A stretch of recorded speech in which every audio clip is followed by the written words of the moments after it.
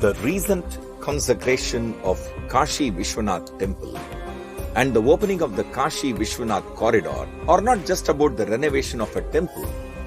It marks a cultural rejuvenation of the most ancient spiritual, philosophical, cultural and artistic heritage of the entire world. It is the showcasing of the icon of the world's preeminent city that is dated roughly over 17,000 years as per many Indic research scholars.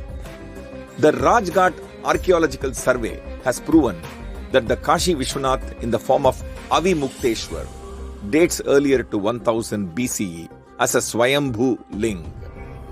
According to the chronicle of the Chinese traveler Shangzong, this temple was re-established in 508 CE by Sri Vinayak Gupta, and that he had visited this temple in 635 CE. Kashi has been, through the entire Bharatiya history, a national heritage, a visit to which was considered as the ultimate goal of life by every Bharatiya.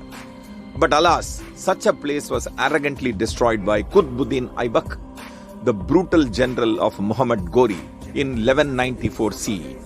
After 17 long years, the temple was rebuilt in 1211 CE. But the Kashi temple that was reconstructed by devotees was yet again demolished in 1447 CE by Hussain Shah Sharki and Sikandar Lodi. In 1585, Raja Man Singh, with the support of the devotees, re-established this temple for the second time. But the vengeful Aurangzeb brought down the Kashi Vishwanath Mandir again in 1669 CE and constructed a mosque in its place. He used the pre-existing name of Gyan Vapi for the mosque.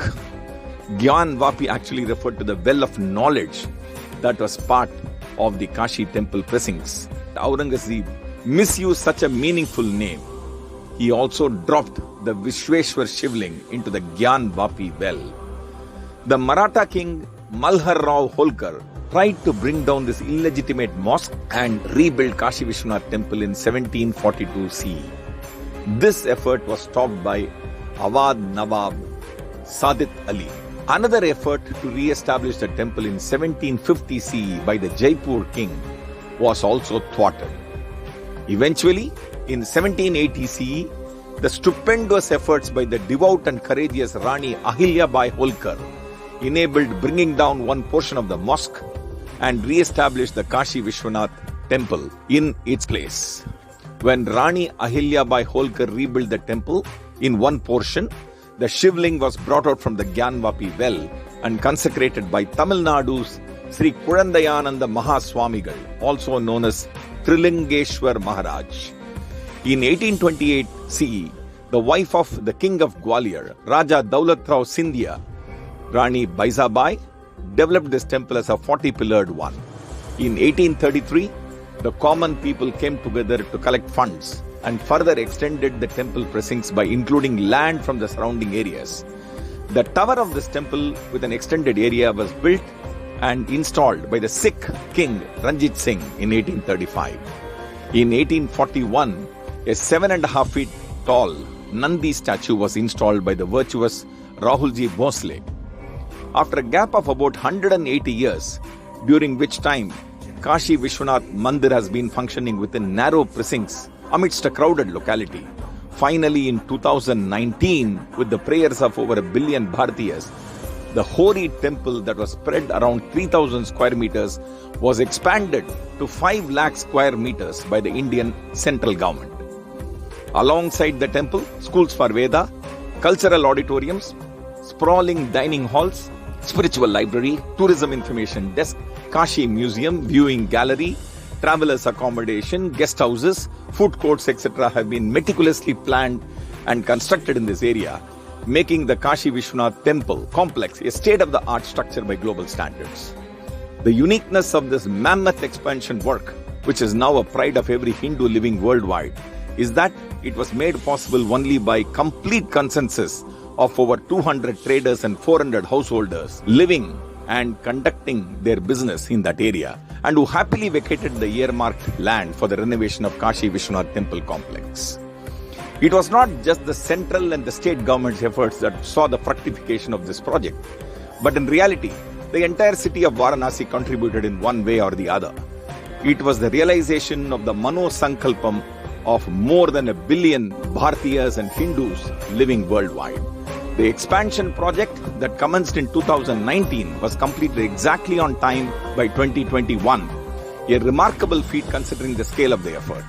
At this time, we have to remember and respect the countless unknown persons who have strenuously continued fighting to reclaim this most holy temple for over 827 years from 1194 CE from the grip of tyrants and brutes.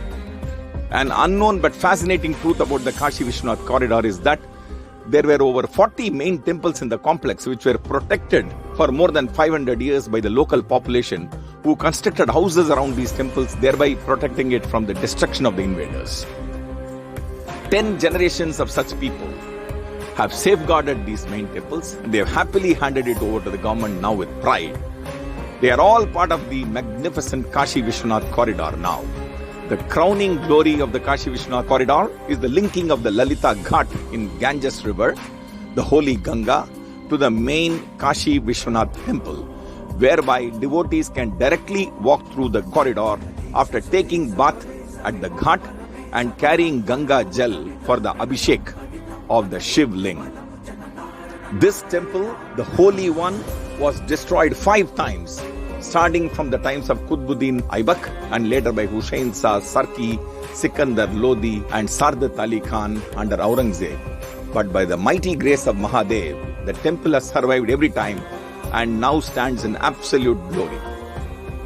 This success tastes sweet because of all the fights and struggles fought by the dharmic culture, values and unshakable faith and belief of the Bhartiyas of this Punya Bhumi and elsewhere, where Sanatan Dharma has origins and traceable history of over 17,000 years in the Saraswati civilization and continued in the Sindhu civilization. Aram Valartha Nayagi Sevai Mayam and Daya Foundation have joined hands to work together to protect and to share the dharmic values that have been propagated by the innumerable saints and rishis that have traversed this holy land, the Punya Bhumi.